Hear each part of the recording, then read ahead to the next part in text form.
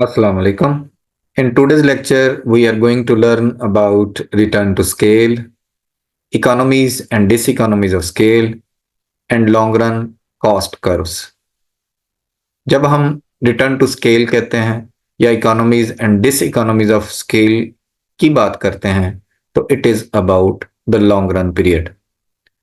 पहले भी एक लेक्चर में हमने शॉर्ट रन और लॉन्ग रन को डिफरेंशिएट किया था कि short run is a time period in which at least one of the factors of production is fixed, whereas the long run is a time period in which all the factors of production are variable. Return to scale और economies and diseconomies of scale एक long term phenomena है, यानी हम long run में जब सारे factors variable होते हैं तो उनका आउटपुट और इनपुट में आपस में क्या लिंक होता है, उस लिंक को जानने के लिए हम रिटर्न टू स्केल और economies and diseconomies of scale को डिस्कस करते हैं। When we say return to scale, तो what is the return to scale? कि जो आपका rate of increase in output होता है due to associated increase in inputs in the long run period, that relationship is called return to scale. इसका मतलब ये हुआ कि जो परसेंटेज चेंज इन आउटपुट होती है, या आप ये कह लें कि परसेंटेज इंक्रीज इन आउटपुट होती है due to percentage increase in input से, तो this association, this link is called return to scale. तो इसके तीन डिफरेंट कैटेगरीज हो सकती हैं: increasing return to scale, decreasing return to scale and constant return to scale. हम वन बाय वन इनको देख लेते हैं। When we say increasing return to scale, तो इसका मतलब है कि proportionate increase in output is greater than the proportionate increase in inputs। अगर हम इन सिंपल वर्ड्स कहें तो इसका मतलब ये है कि जो परसेंटेज इंक्रीज इन आउटपुट है that is greater then percentage increase in inputs. For example, अगर हम ये कहें कि आपने जो इनपुट्स हैं, इनपुट्स क्या हो सकते हैं? Land, labour, capital. तो इसको अगर आपने 20% इंक्रीज किया और उसकी वजह से जो आउटपुट है वो सपोज पहले से 50% इंक्रीज कर गई, तो इसका मतलब ये हुआ कि जो परसेंटेज इंक्रीज इन आउटपुट है that is greater than the percentage increase in input, and this is called increasing return to scale. इसी तरह से डिक्रीजिंग रिटर्न टू स्केल क्या होगा कि if proportionate increase in output is lesser than the proportionate increase in inputs. क्या कहें? In simple words हम कहेंगे कि अगर परसेंटेज इंक्रीज इन आउटपुट जो है वो लेसर हो परसेंटेज इंक्रीज इन इनपुट से, तो this is called decreasing return to scale. Suppose कि आपकी जो इनपुट है उसको आपने 100% इंक्रीज कर दिया, लेकिन उस 100% इंक्रीज करने के बाद, यानी आपने लेबर को डबल कर दिया, आपने लैंड को डबल कर दिया, आपने मशीन्स को डबल कर दिया, लेकिन जो आपकी आउटपुट में चेंज आई वो सपोज 50% आई, तो इसका मतलब ये है कि ये क्या है? इस this phenomena is called decreasing return to scale. इसी तरह से तीसरा इसका क्या हो सकता है category? That is the constant return to scale. ये कब होगा कि जब आपकी परसेंटेज इंक्रीज इन आउटपुट जो है that is equal to percentage increase in inputs.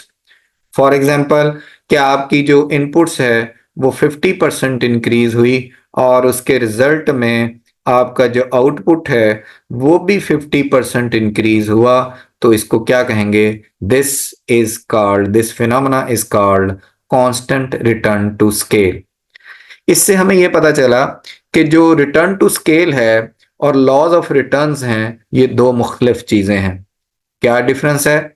जो लॉज ऑफ रिटर्न्स हैं it is about the short term period, कि जिसमें हम बाकी फैक्टर्स को जो कांस्टेंट कंसिडर करके एक फैक्टर को बढ़ा के फिर देखते हैं कि उसकी मार्जिनल प्रोडक्शन पे क्या इफेक्ट हुआ है। जैसे हमने कहा था कि अगर हमने लेबर बढ़ाएं और बाकी सारे फैक्टर्स कांस्टेंट रखें और उससे अगर मार्जिनल प्रोडक्शन और of that variable factor increase करे तो उसको कहते हैं इंक्रीजिंग रिटर्न्स, और अगर मार्जिनल प्रोडक्शन डिक्रीज करे तो उसको कहते हैं डिक्रीजिंग रिटर्न्स, और अगर लेबर के इंक्रीज करने से मार्जिनल प्रोडक्शन सेम रहे तो उसको कहते हैं कांस्टेंट रिटर्न्स।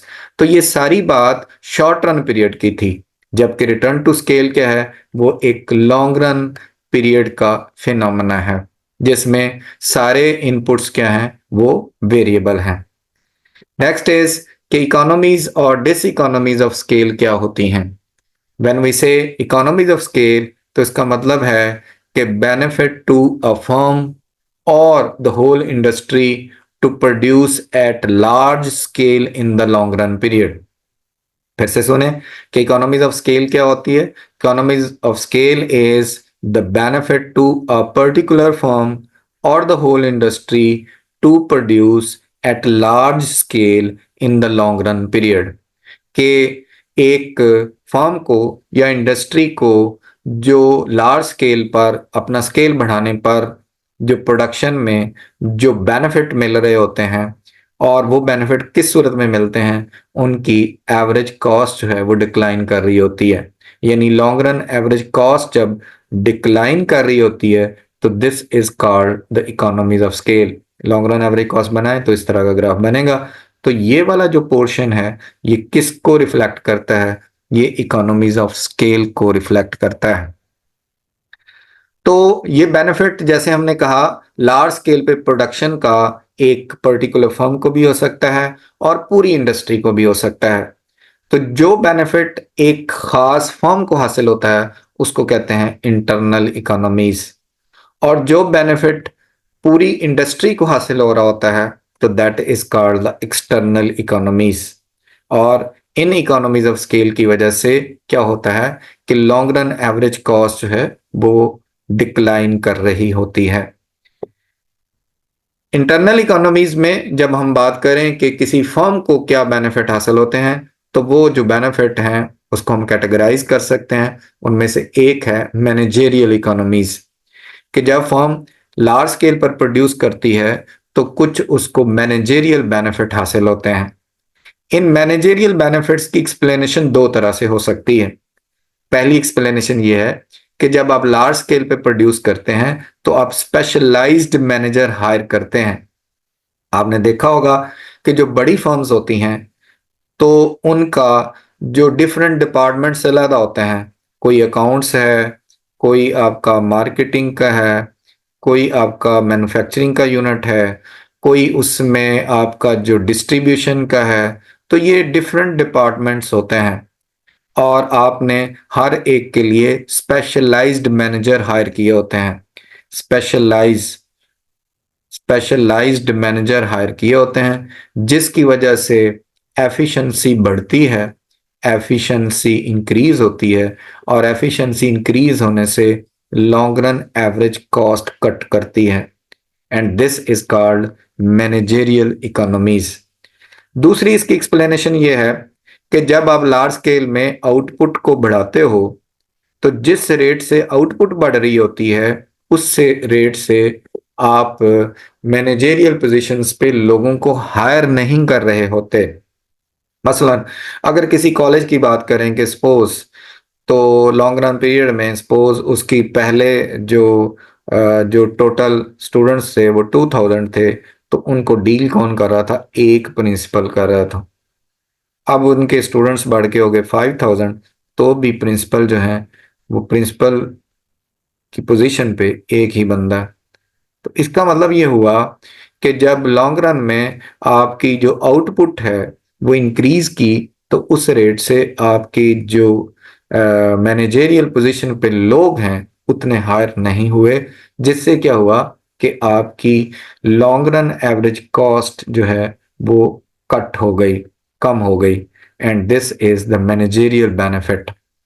तो इस तरह से मैनेजेरियल इकोनॉमीज को आप दो डिफरेंट वे से एक्सप्लेन कर सकते हैं। रिजल्ट यही है कि इसके जो मैनेजेरियल इकोनॉमीज की वजह से लॉन्ग रन एवरेज कॉस्ट जो है वो कट करती है।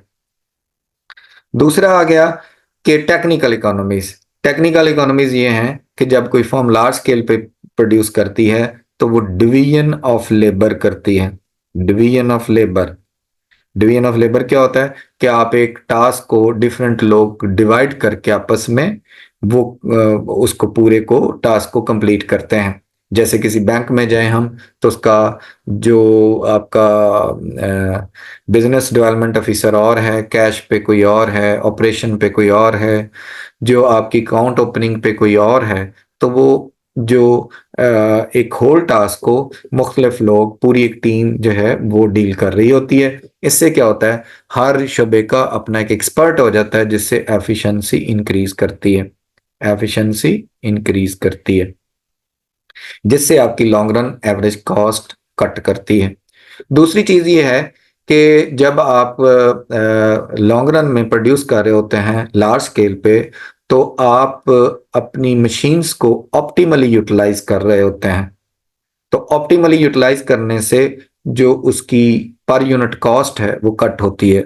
मसलन हमारे पास कोई एक फोटोकॉपियर मशीन हो और वो हम ये कहते हों कि जी वो 1 मिनट में 200 पेज जो है वो फोटोकॉपी कर देती है। लेकिन अब अगर हम उसको यूज कर रहे हो कि कभी 1 पेज के लिए, कभी 2 पेज के लिए, तो इसका मतलब है हम उसका ऑप्टिमल यूटिलाइज नहीं कर रहे, जिसकी वजह से उसकी कॉस्ट ज्यादा आ रही है। जैसे ही आप उसका ऑप्टिमल यूटिलाइज करेंगे तो उसकी पर यूनिट कॉस्ट जो है वो कट हो जाएगी। या आप ये समझ लें कि एक बड़ा जनरेटर हमने लगाया हुआ है और उस पर हम चला रहे हैं जस्ट एक फैन और एक लाइट, तो इसका मतलब है कि उस जनरेटर की अगर हम यूज कर रहे हैं तो जो ऑप्टिमल यूटिलाइजेशन ना होने की वजह से कॉस्ट ज्यादा आती है। तो लॉन्ग रन में जब आप प्रोडक्शन ज्यादा करते हैं तो उसमें ऑप्टिमल यूटिलाइजेशन ऑफ मशीन्स होता है, जिससे आपकी पर यूनिट कॉस्ट कम होती है। और तीसरी चीज है कि जब आप लॉन्ग रन में प्रोड्यूस करते हैं तो आप स्पेशलाइज्ड मशीन का यूज करते हैं। आप जो मॉडर्न मशीन्स का यूज करते हैं, जिससे आपकी पर यूनिट कॉस्ट कम आती है, and this is the benefit to a firm. तीसरी चीज है फिनेंशियल इकोनॉमीज। जब लॉन्ग रन में आप प्रोडक्शन करते हैं तो बड़ी फैक्ट्रियों को कर्जा लेना हो, बैंक से फिनांस करना हो तो इजी होता है। जबकि जैसे कि कोई एक पर्सनल लोन के लिए ज्यादा मुश्किल आ जाती है, चूंकि उसकी गारंटी का मसला, उसकी जो उसका जो आपने सिक्योरिटी देनी है उसका मसला आ जाता है। लेकिन बड़ी फर्म्स क्या करती हैं, वो अपनी मशीन्स और जगह दिखा के रनिंग बिजनेस के लिए लोन ले लेती हैं, फिर उसको इंपोर्ट करने के लिए लोन ले लेती हैं। यानी एक चीज को वो शो करा के वो दूसरी चीज के लिए फाइनेंस करा लेती हैं। तो जो बड़ी फर्म है एक, तो उनको कर्जा लेने में, चूंकि उनकी बहुत सारी डॉक्यूमेंटेशन पूरी होती है, तो कर्जा लेने में आसानी होती है। दूसरा ये कि जब आप ज्यादा कर्जा लेते हैं तो आपको कम रेट पर कर्जा मिलता है। तो ये भी एक फाइनेंशियल इकोनॉमीज है, जिससे लॉन्ग रन एवरेज कॉस्ट क्या है डिक्लाइन करती है। चौथा है कमर्शियल इकोनॉमीज। व्हेन वी से कमर्शियल इकोनॉमीज, तो इसमें बल्क बाइंग इकोनॉमीज भी आ सकती हैं, बल्क बाइंग। इसमें ट्रेडिंग इकोनॉमीज भी आ सकती हैं। इसमें आपकी मार्केटिंग इकोनॉमीज भी आ सकती हैं। ट्रेडिंग इकोनॉमीज, मार्केटिंग इकोनॉमीज, कि जब आप लार्ज स्केल में प्रोड्यूस कर रहे होते हो तो आपको चूंकि बड़ा लेन देन करना होता है, तो उससे आपको बेनिफिट होते हैं। मसलन अगर आपने उसके लिए रॉ मटेरियल परचेज करना है, तो चूंकि रॉ मटेरियल आपने बल्क में खरीदना है तो आपको वो कम कीमत पर मिलेगा। इसी तरह से मिडल मैन इसमें खत्म हो जाता है, आप डायरेक्ट पार्टी से जाके चीज को उठा लेते हो। इसी तरह से ट्रांसपोर्टेशन में जब आप ज्यादा चीज को ट्रांसपोर्ट कर रहे होते हो तो उसमें आपकी कॉस्ट कट आती है। तो ये जो इकोनॉमीज हैं, इनको ओवरऑल क्या कह सकते हैं, इनको कह सकते हैं कमर्शियल इकोनॉमीज। ये सारी, ये चारों जो थी वो इंटरनल इकोनॉमीज हैं। तो इंटरनल इकोनॉमीज की वजह से हमने क्या कहा कि फर्म की जो लॉन्ग रन एवरेज कॉस्ट है वो कट होती है। ठीक है, और ये क्या शो हो रहा है, ये एक लॉन्ग रन एवरेज कॉस्ट है जिसका डिक्लाइनिंग पार्ट क्या शो कर रहा है कि it is due to internal economies के, इसकी वजह से आपकी इन इकोनॉमीज की वजह से आपकी पर यूनिट कॉस्ट कट हो रही है और फर्म को बेनिफिट हो रहा है। एक्सटर्नल इकोनॉमीज वो होती हैं कि जिसका ताल्लुक किसी एक फर्म से नहीं होता बल्कि पूरी इंडस्ट्री से होता है। जब आप कोई बिजनेस ग्रो कर रहा होता है तो उसके फायदे सिर्फ एक फर्म को नहीं हो रहे होते बल्कि उस तरह की सारी फर्म्स को उसके फायदे हो रहे होते हैं, जिसमें जैसे रॉ मटेरियल है और कैपिटल इक्विपमेंट है। जब बहुत सारे लोग एक बिजनेस में जा रहे होते हैं तो उसका जो मशीन्स हैं वो मिलना शुरू हो जाती हैं, रॉ मटेरियल लोग जो है प्रोवाइड करना शुरू हो जाते हैं, उसमें कंपटीशन आ जाता है, जिसकी वजह से जो बेनिफिट है वो सिर्फ एक फर्म को नहीं हो रहा होता बल्कि पूरी इंडस्ट्री को हो रहा होता है। इस तरह से आप और पॉइंट भी दे सकते हैं जैसे कि टेक्नोलॉजिकल एक्सटर्नल इकोनॉमीज के, जब आप बहुत सारी फर्म्स एक बिजनेस में आती हैं तो उसमें एक टेक्नोलॉजी भी डेवलप करती है, नई टेक्नोलॉजी आ जाती हैं, टेक्नोलॉजी इंपोर्ट हो जाती है, नई मशीन्स डेवलप हो जाती हैं, जिसका फायदा एक किसी एक फर्म को नहीं हो रहा होता, पूरी इंडस्ट्री को हो रहा होता है। इसी तरह से वो उस बिजनेस के लिए जब एक खास रिक्वायरमेंट होती है, मसलन एक फैक्ट्री है, टेक्सटाइल है, उसको स्टिचिंग वाले लेबर चाहिए होती है, तो या कोई और इस तरह की चाहिए होती है, या किसी गारमेंट्स फैक्ट्री को कोई काम के बंदे उस तरह के चाहिए होते हैं, तो आहिस्ता आहिस्ता क्या होता है कि वहाँ पे ऐसी वर्कशॉप्स बन जाती हैं, ऐसे स्कूल्स बन जाते हैं, ऐसे टेक्निकल इंस्टीट्यूट्स बन जाते हैं कि जहाँ पर उस स्किल को सिखाया जाता है। और इस तरह से क्या होता है कि इसका फायदा सिर्फ एक फर्म को नहीं हो रहा होता, पूरी इंडस्ट्री को हो रहा होता है, क्योंकि उनको आसानी के साथ रिक्वायर्ड लेबर जो है वो मिल रही होती है। इसी तरह से जब आपका बिजनेस ग्रो कर रहा होता है तो उससे सप्लीमेंट्री इंडस्ट्रीज भी डेवलप हो जाती हैं, जैसे कि वर्कशॉप्स बन जाती हैं, वहाँ पे बैंक्स बन जाते हैं, उससे उसकी जो जो उसके स्पेयर पार्ट्स हैं वो बनना शुरू हो जाते हैं, उसकी मशीन्स के स्पेयर पार्ट्स बनना शुरू हो जाते हैं, कुछ उससे रिलेटेड अगर कोई चीज चाहिए होती है तो वो डेवलप हो जाती है, उसका रॉ मटेरियल के लिए लोग जो हैं वो प्रोवाइड करना शुरू कर देते हैं। तो ये वो वाली ग्रोथ है कि जिसका फायदा सिर्फ एक फर्म को नहीं हो रहा होता बल्कि पूरी इंडस्ट्री को हो रहा होता है। इसी तरह से उस इलाके में जो आपकी ट्रांसपोर्टेशन की फैसिलिटी मिल जाती है, वहाँ पे इंटरनेट की फैसिलिटी मिल जाती है, वहाँ पे बैंक्स की फैसिलिटी मिलना शुरू हो जाती है, टेलीफोन लाइंस आ जाती हैं, इस तरह की फैसिलिटीज भी, फिर इसको जो ये फायदा है, ये बेनिफिट जो है किसी एक फर्म को नहीं हो रहा होता, पूरी इंडस्ट्री को हो रहा होता है। डिस इकोनॉमीज ऑफ स्केल क्या होती है कि जब आप लार्ज स्केल में बिजनेस को बढ़ाते जाते हैं, एक टाइम आता है कि जब वो आपके लिए मैनेजेबल नहीं रहता, और उसके बाद भी अगर आप प्रोडक्शन को बढ़ाएं तो बजाय के फायदा होने के आपको उल्टा नुकसान हो सकता है। तो एक चीज है जैसे है मैनेजेरियल डिस इकोनॉमीज, क्या आपने मैनेजेरियल डिसइकोनॉमीज ये है कि आपने स्पेशलाइज मैनेजर हायर कर लिए अपने बिजनेस के लिए, और उसमें एक मार्केटिंग का शोबा है, एक डिस्ट्रीब्यूशन का शोबा है, एक पैकिंग है, कोई कुछ है, कोई कुछ है, और उसमें क्या हुआ कि वो उनका कोई चीज़ें ओवरलैप कर गई, कुछ रिस्पॉन्सिबिलिटीज वो एक दूसरे पर डालने लग गए, और एक ऐसा टाइम भी आ सकता है कि जिसमें बजाय के प्रोडक्टिविटी बढ़ती, प्रोडक्टिविटी जो है वो गिरना शुरू हो गई, कि जैसे जैसे आप लार्ज स्केल पे फर्दर अपनी प्रोडक्शन को इंक्रीज कर रहे हैं तो वो कंट्रोल में नहीं हो रहा। तो इसे कहते हैं मैनेजेरियल डिस इकोनॉमीज, के जब आपका long run average cost output के बढ़ाने से बजाय कि वो लॉन्ग रन एवरेज कॉस्ट कम होती, वो क्या होना शुरू हो गई, बढ़ना शुरू हो गई।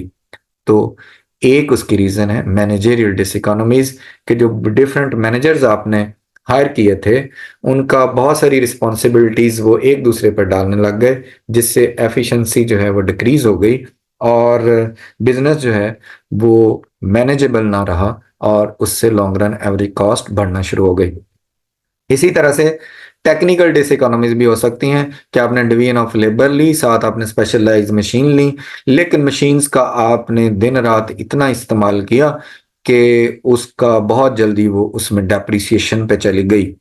और हो सकता है कि आपका सपोज वो मशीन 12 घंटे चल सकती थी, आपने 24 घंटे चला के उस पे काम किया, जिससे उस पे लोड बढ़ा और वो जो कि 5 साल में एक मशीन खराब होनी थी वो 3 साल में हो गई। तो जिसकी वजह से क्या हुआ कि बजाय कि आपकी एवरेज कॉस्ट कट होती, लॉन्ग रन एवरेज कॉस्ट जो है वो क्या होना शुरू हो गई, बढ़ना शुरू हो गई। तो ये भी एक रीजन हो सकती है। इसी तरह है लेबर डिसइकोनॉमीज। हम कहते हैं कि डिवीजन डिवीजन ऑफ लेबर से एफिशिएंसी आती है, लेकिन एफिशिएंसी के साथ साथ मोनोटनी भी हो जाती है। मसलन एक ही काम कर करके आपका जहन टायर्ड हो जाता है, आप थकावट का शिकार हो जाते हो, आप मुख्तलिफ बीमारियों का शिकार हो जाते हो। तो ये एक लेबर डिस इकोनॉमी है, और लेबर डिस इकोनॉमीज की वजह से आपके हेल्थ इश्यूज आ गए और आपकी बजाय कि long run average cost cut होती, लॉन्ग रन एवरेज कॉस्ट जो है वो बढ़ना शुरू हो गई। तो डिस इकोनॉमीज ऑफ स्केल की वजह से जो पर यूनिट कॉस्ट है, long run per unit cost है, वो कम होने की बजाय क्या होना शुरू हो जाती है, बढ़ना शुरू हो जाती है। क्लियर होगी बात? तो हमने कहा था कि जैसे इकोनॉमीज ऑफ स्केल क्या होता है कि लार्ज स्केल पर जो फायदा होता है किसी फर्म को या इंडस्ट्री को, उसको हम इकोनॉमीज ऑफ स्केल कहते हैं। और डिस इकोनॉमीज क्या होगा कि लार्ज स्केल पे प्रोड्यूस करने का अगर आपको नुकसान हो रहा हो तो उसको क्या कहेंगे, that is called diseconomies of scale. फिर उसके बाद है जी लॉन्ग रन कॉस्ट कर्व्स। इसमें लॉन्ग रन कॉस्ट कर्व भी शॉर्ट रन कॉस्ट कर्व की तरह, जैसे हम कहें कि लॉन्ग रन एवरेज कॉस्ट कैसा बनेगा, तो लॉन्ग रन एवरेज कॉस्ट इसी तरह से यू शेप बनता है लेकिन थोड़ा फ्लैट होता है। फ्लैट होने का मतलब ये है कि स्लोली इसमें एवरेज कॉस्ट डिक्लाइन कर रही है और स्लोली इंक्रीज कर रही है। और इसी तरह से जो मार्जिनल कॉस्ट कर्व है, इसके मिनिमम पॉइंट पर इसको क्रॉस करके बनता है, और उसकी भी शेप इसी तरह से होती है कि पहले मार्जिनल कॉस्ट कम हो रही है, मिनिमम पे जाके फिर इंक्रीज कर रही है। और long run average cost curve को long run marginal cost curve जो है वो इसके मिनिमम पॉइंट पर कट करता है। एक और भी क्वेश्चन आ जाता है, कभी पूछ लिया जाता है कि आप लॉन्ग रन एवरेज कॉस्ट को डिराइव करें, तो हम इसको डिराइव कर सकते हैं short run average cost curve की मदद से। जो एक short run average cost curve होता है, short run average cost curve होता है जो ये फर्म के प्लांट साइज को रिफ्लेक्ट करता है। It reflects the plant size of a firm. एक बात तो आपको ये याद रहनी चाहिए कि जो short run average cost curve है वो फर्म के प्लांट साइज को रिफ्लेक्ट करता है। दूसरी बात यह है कि शॉर्ट टर्म में जो कोई फर्म अपने एक प्लांट साइज से दूसरे प्लांट साइज पे मूव नहीं कर सकती, क्योंकि कुछ ना कुछ फैक्टर जो होते हैं वो फिक्स्ड होते हैं, जिसकी वजह से कोई फर्म अपना प्लांट साइज चेंज नहीं कर सकती। A firm can not change can not change it's plant size in the short term period. कि कोई फर्म शॉर्ट टर्म पीरियड में अपना प्लांट साइज चेंज नहीं कर सकती, लॉन्ग रन में कर सकती है। तो ये दो चीजें हैं जिसको आपने ज़हन में रखना है। तो हमने ये देखा कि short term average cost curve जो है फर्म के प्लांट साइज को रिफ्लेक्ट करता है, और फिर हमने ये कहा कि शॉर्ट टर्म में कोई फर्म अपना प्लांट साइज चेंज नहीं कर सकती, but in the long run it can change it's plant size. तो इस दो चीजों को ज़हन में रखते हुए हम इसका ड्राइव कर लेते हैं। सपोज ये एक short run average cost curve है, इस साइड पे क्वांटिटी है, इस साइड पर आपने शॉर्ट रन एवरेज कॉस्ट और लॉन्ग रन एवरेज कॉस्ट को लिया। फिर ये एक और प्लांट साइज है जो कि short run average cost curve है, SSC2, ये 1 था। ये एक और प्लांट साइज है, SSC3।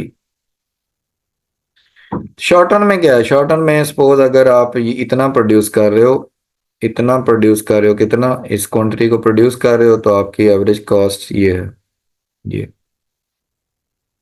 और अगर आप इतना प्रोड्यूस कर रहे हो तो आपकी एवरेज कॉस्ट जो है Q2 पर ये है।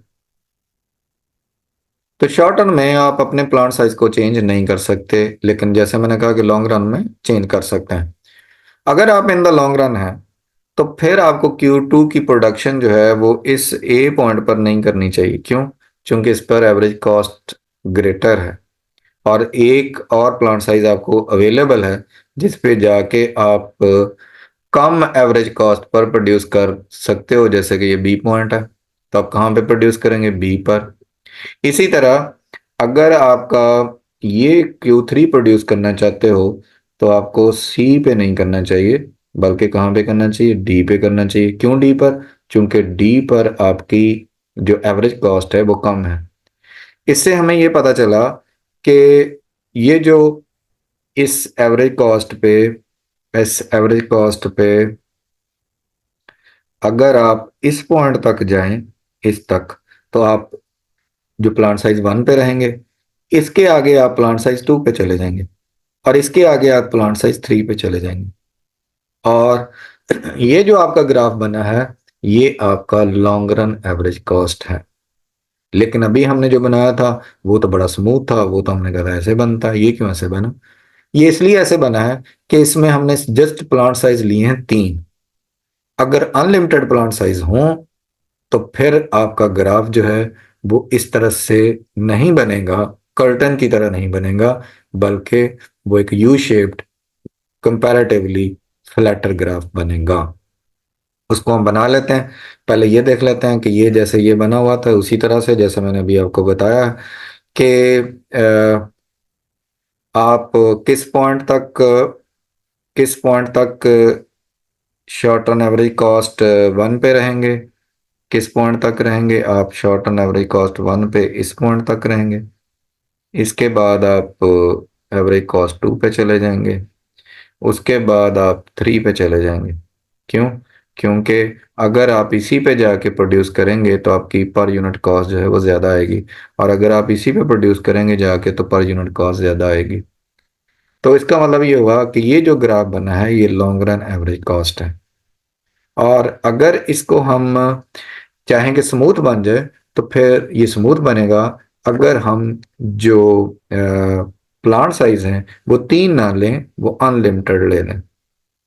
फॉर एग्जांपल ये क्यू है, ये शॉर्ट रन एवरेज कॉस्ट है और लॉन्ग रन एवरेज कॉस्ट है। ये आपका लॉन्ग रन एवरेज कॉस्ट बना। अब इसकी शेप उसी तरह की बनी। अब अगर इसमें बहुत छोटे छोटे शॉर्ट रन क्या जो short run average cost curve हों या प्लांट साइज हों, तो आप देखिएगा कि ये क्या हो रहा है। ये अब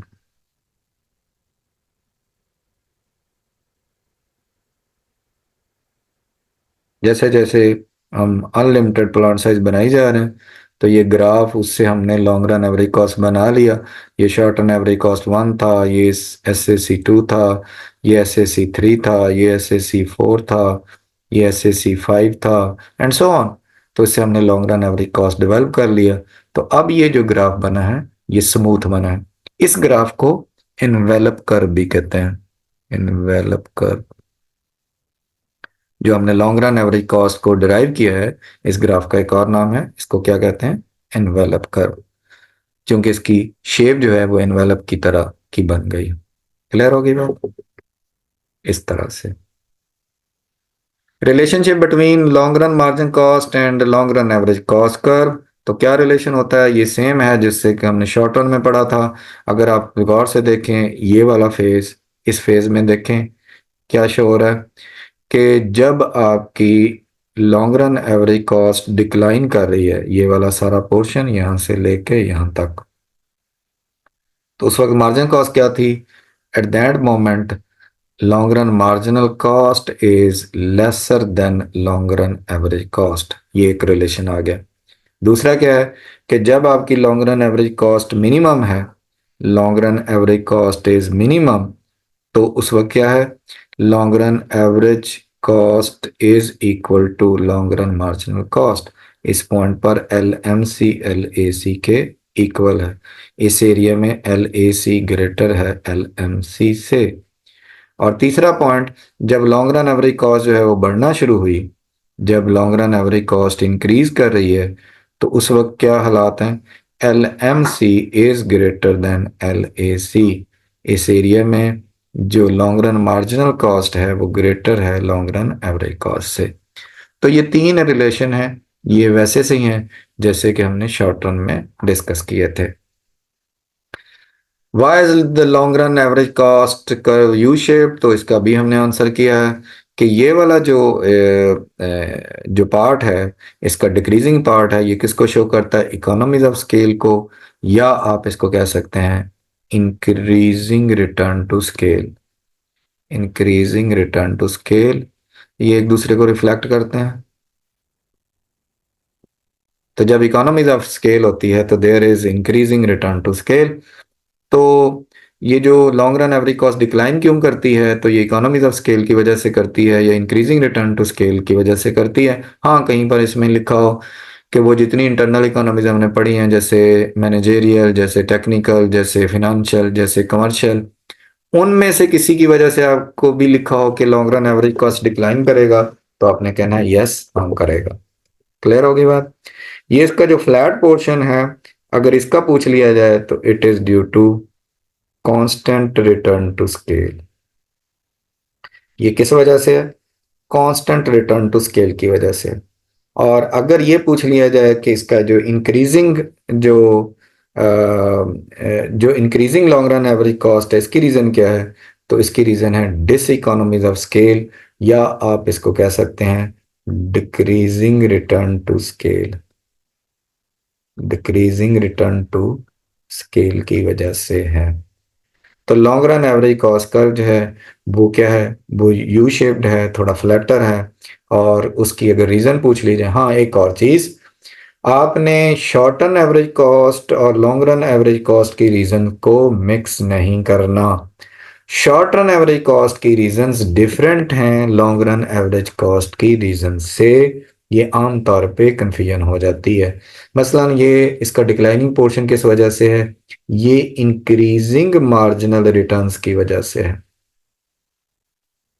इंक्रीजिंग मार्जिन रिटर्न्स की वजह से। और ये किस वजह से है? ये आपका डिक्रीजिंग मार्जिनल रिटर्न्स की वजह से है। तो अगर ये लिखा हो कि जो शॉर्ट टर्म एवरेज कॉस्ट है वो डिक्लाइन कर रहा है due to economies of scale, yes और नो, तो ये एक इनकरेक्ट स्टेटमेंट है।